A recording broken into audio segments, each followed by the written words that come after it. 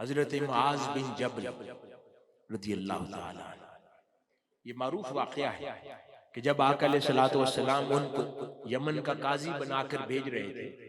تو حضور نے پوچھا اے معاذ کیسے فیصلہ کرو گے؟ معروف روایت ہے، اس کو عموماً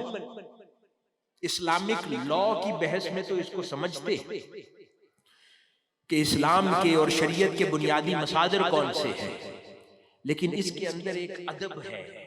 میں اس کی طرف توجہ مبذول کروانا چاہتا ہوں۔ دوسرا پہلو ہے،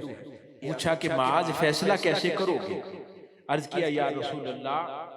کتاب سے فیصلہ کروں گا، کتاب اللہ سے فیصلہ کروں گا۔ پھر فرمایا اگر اللہ کی کتاب میں وہ موجود نہ ہو تو کیا کرو گے؟ عرض کیا یا رسول اللہ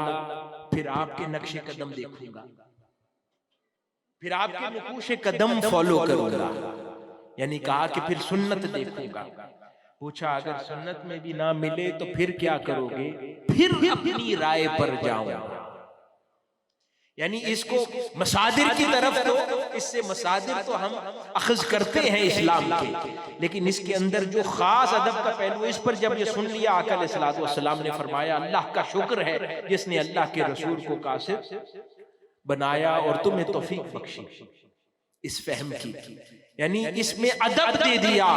کہ اللہ اور اس کی کتاب یعنی حکم خدا بندی ہے، اس کے بعد پھر تاجدار کائنات صلی اللہ علیہ وآلہ وسلم کے نقوش قدم ہیں، اس کے بعد پھر کہا کہ کہیں مجھ ناقص کی اپنی رائے،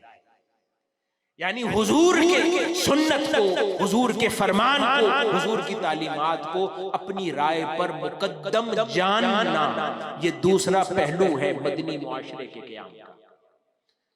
کہ جہاں پر قیادت اور وہ شخصیت جس کے ساتھ آپ کی نسبت ہے اور جس کی اقتدا میں آپ لوگ کسی معاشرے کے قیام کے لیے جد و جہد کر رہے ہیں، تو اس میں سبق پوشیدہ ہے کہ اپنی ہر رائے کو ناقص جان کر اس پر فضیلت اور اولیت اپنے قائد و شیخ کی رائے کو دی جانا چاہیے۔